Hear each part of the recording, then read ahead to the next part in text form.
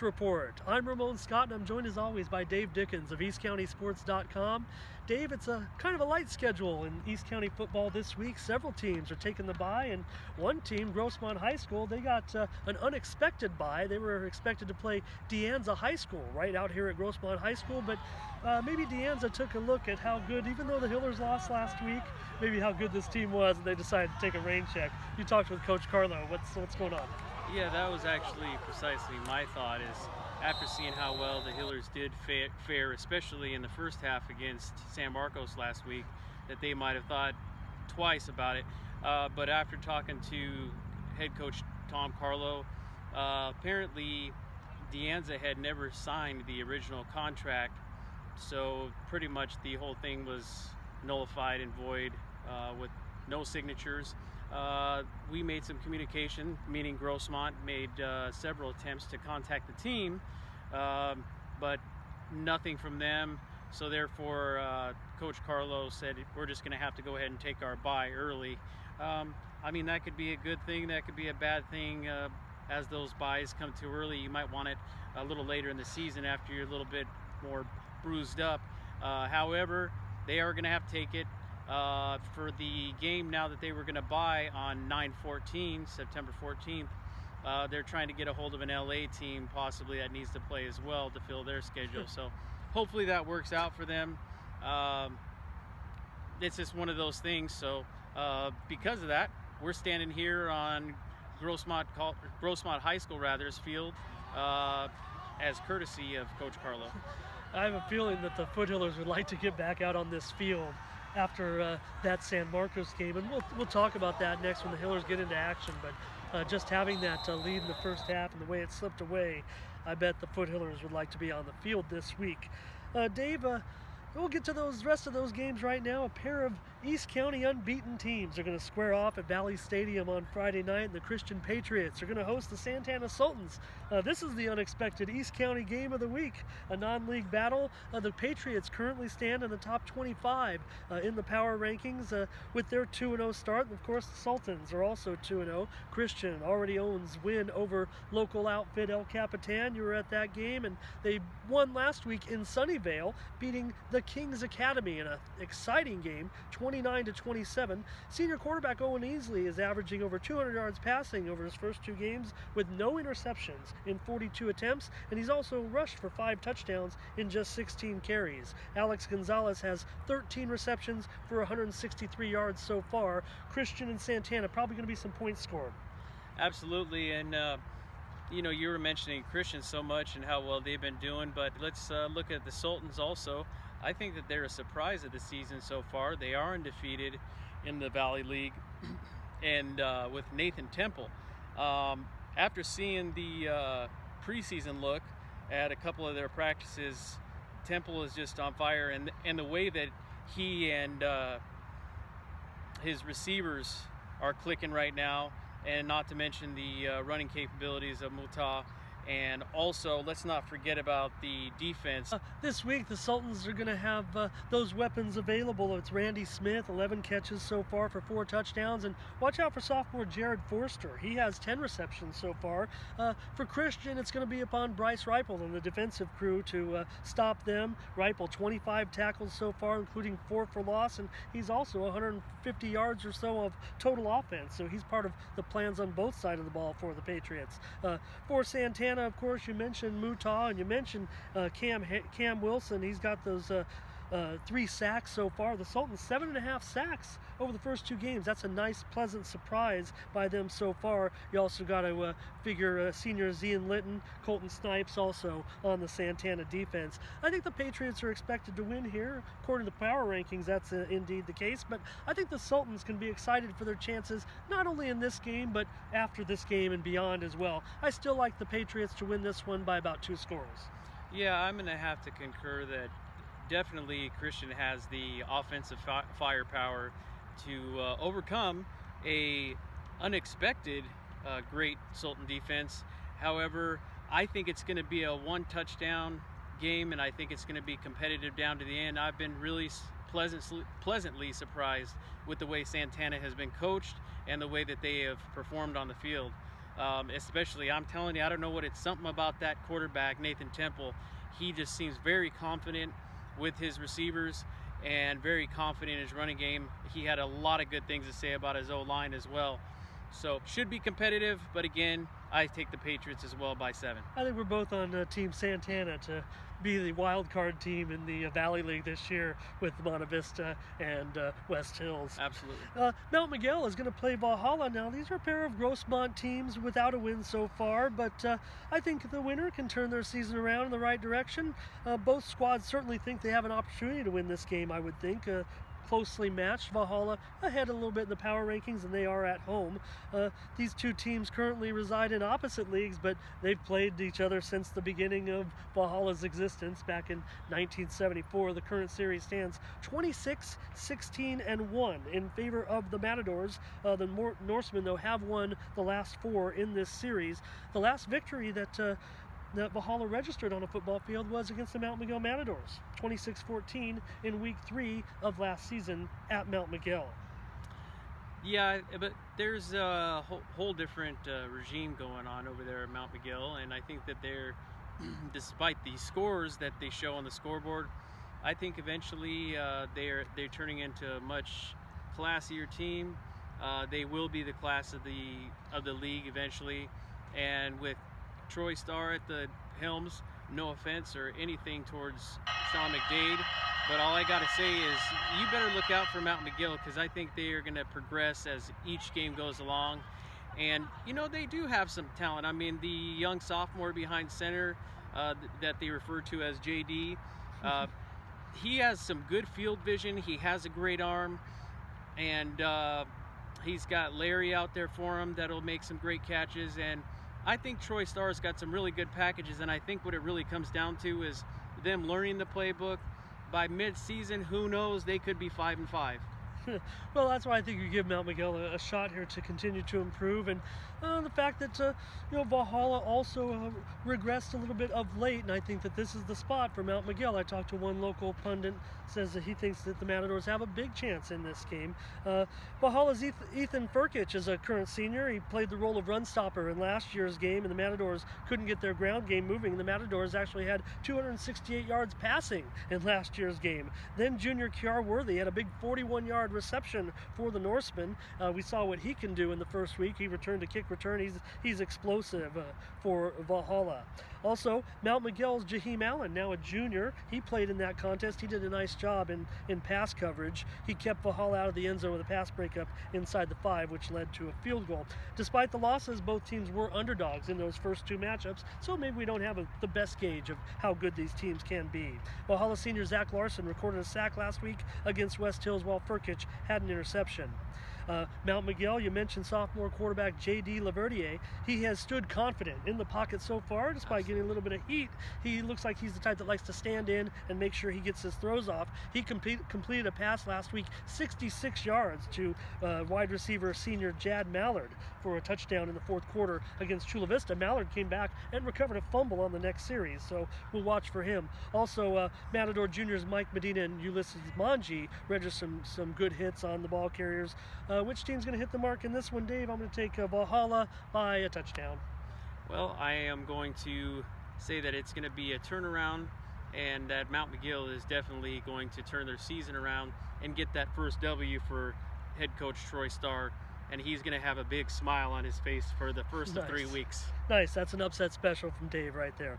Patrick Henry is at Monte Vista. The 14th ranked Monarchs not only proved many doubters wrong last week against University City, I think they did so in near resounding fashion. A lot of people were questioning whether the Monte Vista secondary was going to be able to hang with all the University City receivers.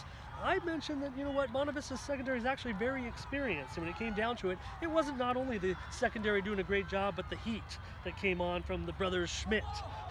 The pressure University City in that one, and Jamon McClendon, he racked up another big day, 6 touchdowns. He's making a career out of playing the UC High Centurions. Yeah, and let's not take away the credit too. We all know that Jamon's a great runner. We also, you'll see the occasional Levi getting the rock once in a while. But the thing I gotta say is the offensive line, and not only just the offensive line players, but the way that Coach Hamamoto has actually designed that offensive line. And from what I've seen, it's kind of an old school, if you will, the way he sets up his formations, the way he runs his stretch plays. But it is the athleticism of Jamon McClendon, but he always gives credit too. He said his offensive line works harder than any offensive line that he has worked with so far in his high school career. Now, in past years, Patrick Henry has often been a good test for Monte Vista during the middle of the season, a good non-league test heading into league play. But right now, the Patriots have been outscored 85-0 in a pair of losses this year. So I think Monte Vista is going to take this one big. I've got Monte Vista by four touchdowns. Yeah, and I did want to mention too, both of those teams, when it was University City and Monte Vista, they both have pretty small squads, so they do have to have players going both ways, and Coach Hamamoto mentioned that as well. Let's not take away, you were talking about the secondary.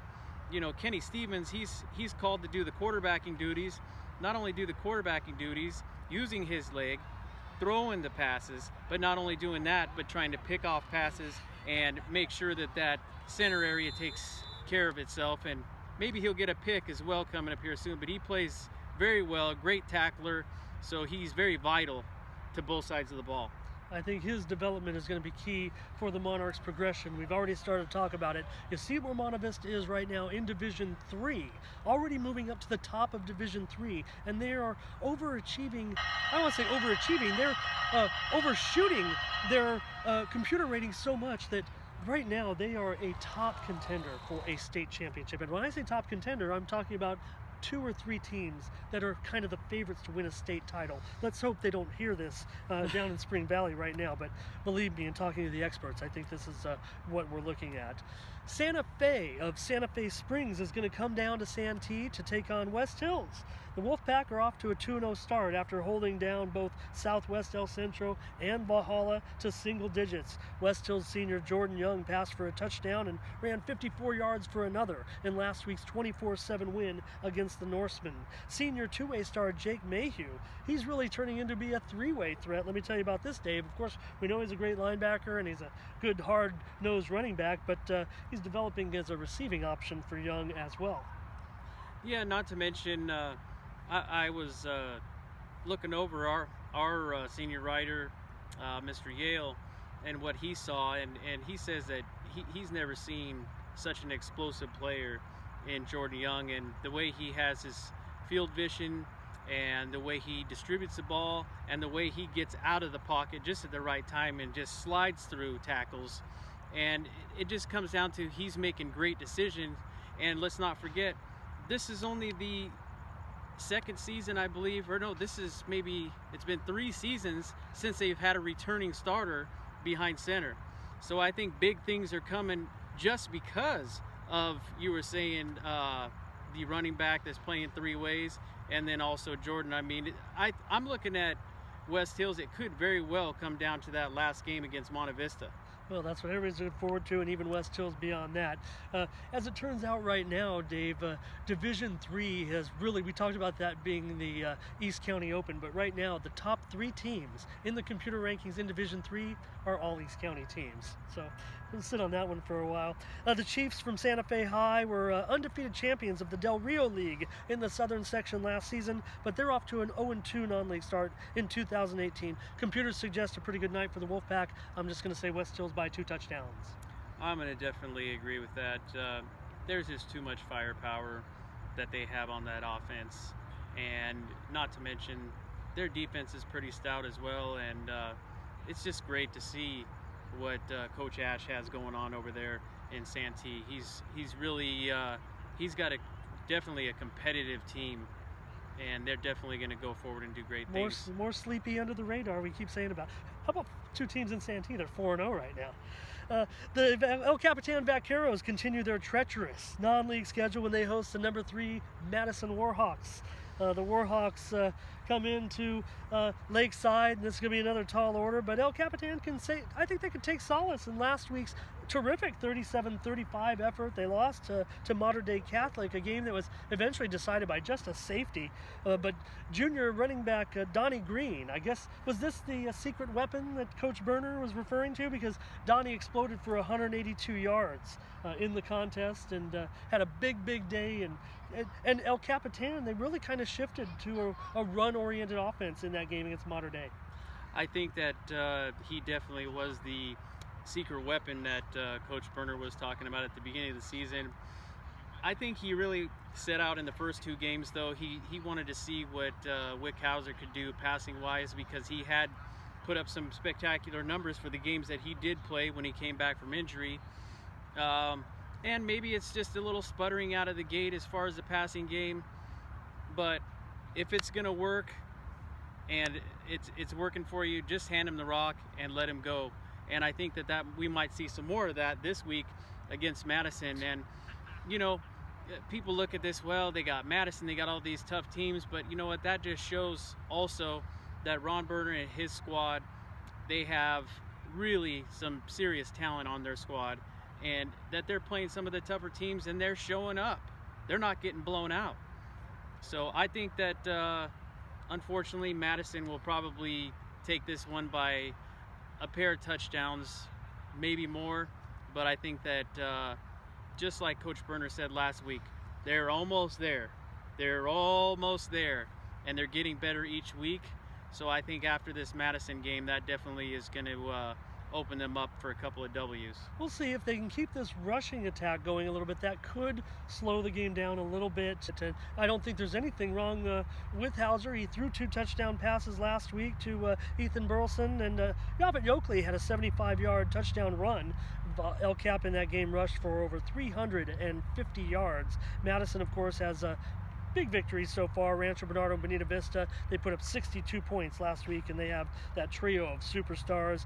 Keenan Kristen, probably the leader for the Player of the Year race in the county so far. He had touchdown runs of 59 and 30 yards last week in the first quarter. Also, senior Daniel Stokes, junior Keontae Springs, one of the elite triumvirate of players in the entire county. El Capitan, I'll let him stay in there within a couple touchdowns. I think we think Madison's going to win this one. The Mountain Empire Hawks are going to travel to take on the Hoover Cardinals, and hey, this is going to be a close, exciting matchup. The Red Hawks showed how far they've come in just a year, I would say, when they shut out San Ysidro last Friday night at home, 35-0. You remember what happened last year when the Red Hawks took on the Cougars at San Ysidro. They got off the bus, took a big lead. San Ysidro came back at them. This time there was no question. It was 35-0 was the final score. And I just wanted to add a little bit of confusion. Some people had the score wrong, but what we're trying to state for Mountain Empire was this was the largest victory for the school in terms of enrollment. The opponent they beat, the largest enrollment that Mountain Empire has ever beaten. They've had some big victories before by some large margins. They played a lot of football over 100 years at Mountain Empire, but this was the largest enrollment they defeated at San Ysidro. Yeah, and I think that just as I said at the beginning of the season, Mountain Empire is definitely going to be very capable of winning that Manzanita League. I mean, they came out the gate. They got smacked around a little bit by Santana, but again, Santana's come up and they've showed us that they're going to be a pretty good contender. And you know, if you look at the divisions also, you know, they're in a lower division, but when they play comparable, I think that definitely Mountain Empire has got the talent to do it. I mean, and I said it last week, and I'm standing behind it. I said Dallas Prince is going to come up big, and Gabe Hydorn is going to come up, and he's going to throw a couple of touchdown passes, and he's going to throw a lot of yards. Well, Hydorn, and sure enough. Yeah, I mean, he had 350 yards of total offense in the game. Mountain Empire had 350 yards of total offense, and Hydorn was 8 of 9 for 159 yards, 2 touchdowns to Ryan Sawyer, and Hydorn ran for 2 scores. And I want to mention also Nathan Rose, 10 carries, 104 yards, including a touchdown. Defensively, Tony Arce, Charlie Sally led the charge, and middle linebacker Cameron Will going to get the nod as the athlete of the week this week on the defensive side. 15 tackles in a 35-0 victory. The Red Hawks beat the Cardinals last year in Pine Valley, so I think that this group is well accomplished to win this game on the road. I'm going to take Mountain Empire by a touchdown. You know what, as well as they've been playing, and don't know too much about Hoover myself, but the way that they've been playing and seeing Hoover in the past, I'm definitely going to go out on a limb, and I'm going to say Mountain Empire by 3 touchdowns. Excellent. Kearney is going to take on the El Cajon Valley Braves this week. The Braves find themselves competitively matched, I would say, with the Comets on Friday night. Coronado handed the Braves a pretty sizable defeat last week out on the island, but just want to mention that Coach Osborne talked to you, and he said that several guys were out last week. 4 key players missed the game last week, and players were having to shift all around, playing different possessions, but Coach Osborne did mention Salvador Morales, Ruben Jarquin, Daryl Taylor, Israel Torres, and Shalang Ahmad as some of the up-and-coming Braves. This is going to be a tough game this week. The Comets defeated visiting El Cajon Valley 38-28 last year in a game that the Braves, if you remember, jumped out to a pretty reasonable lead in that game. Yeah, and I think that's still going to be the key thing this year is, and that's what Coach Osborne talked about at the beginning of the season. He said, we have to finish games. That is the key thing for the El Cajon Valley Braves to concentrate on, is finishing games. They open up a lot of those games where they're scoring at will. They get a 2-touchdown lead, and for some reason into the end of that third quarter, going into the fourth quarter, they run out of gas. So that's one of the main focuses, I'm sure, of practice this week. And then he also has to bring up those others that have had to come on and hadn't had so much playing time, learn the playbook, and get up to speed. So are they able to beat Kearney? I think that anything can happen, and I think because of those injured, from what Coach Osborne said, the team is really closely bonded. They're like family. He said, you know what, I mean, there was even some tears that poured out that day, and they're really tightly wound. So I think that because of what happened and the nature of what happened in the last game against the Islanders, that they could pull out a win on just pure emotion. I'm going to take Kearney in this one by a couple of touchdowns. Number 4 ranked Helix is going to take on Saguaro of Scottsdale, Arizona in the Honor Bowl. This game will be played at 4 o'clock on Saturday. This game can be seen on the NFHS network as well as Facebook Live. The Highlanders get a very stiff test from the number 3 ranked team currently in Arizona. They have won 5 state championships over there, Saguaro, and they won the 4A title last year. The SaberCats are a terrific program. This is going to be a tough test for Helix, but I think they're going to be healthier this week. Elion Noah should be back for the Highlanders after the concussion. Helix had the big victory last week, 34-3 over Arroyo Grande. Delshawn Traylor, the two-headed quarterback of Traylor and Amon, they had a great game last week, and he scored 4 touchdowns. Yeah, and you know, we talked about it at the beginning of the season that Helix initial first 3 games were going to be the toughest on the schedule, and if they could come out of these 3 games 2-1, they're really doing something. Because I believe Cajon was number 4. Is that correct? They were ranked number 4 at the time that they played them, and now they get one that's number 3. So even tougher out there. But I think with Elion Noah being healthy and making it through the whole game, getting that and establishing that ground game, and then opening up the passing Mason play action, I think that Helix definitely has a good chance of winning this one. Well, it's pretty simple. When you watch Helix right now, I mean, they're not trying to hide anything. When Trailer's in, it's going to be a read option run type of situation. When Daniel Amon comes in, it's time to pass. Amon passed for 173 yards last week. So I don't think they're scripting it to be secretive. It's just they're moving in, moving out. Maybe it's depending on situation and where they are on the field, I would guess at this point. I just want to mention, though, Saguaro is coming off a loss at home to Liberty High of Las Vegas. Now, that's a very good program as well. I think Saguaro was expected to win that game, but Liberty was at home. So the SaberCats were intercepted a couple of times in that game and were shut out in the second half by Liberty. Saguaro has an array of talented receivers and defenders, and the ratings say that the SaberCats should win, but I'm going to go with my Highlanders by a point.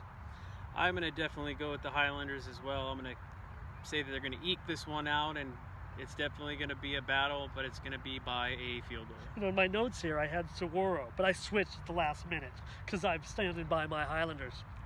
Well, Dave, that's going to do it. We're going to keep a show short out here. Like we said, a short week, and we'll touch on some of those other teams and what their results were from the previous game when their next game comes up. We're going to make sure to touch on all the teams and try not to forget anybody like I did last week. So, Dave, want to kick us out of here? Yeah, as a matter of fact, we want to thank all of our current sponsors that have stayed with us for quite a while, and then also some new ones. Nicolosi's Italian restaurant, Marciario's Italian food, they are also sponsoring now the Athlete of the Week. And we also have one of our newer ones, AGC Construction.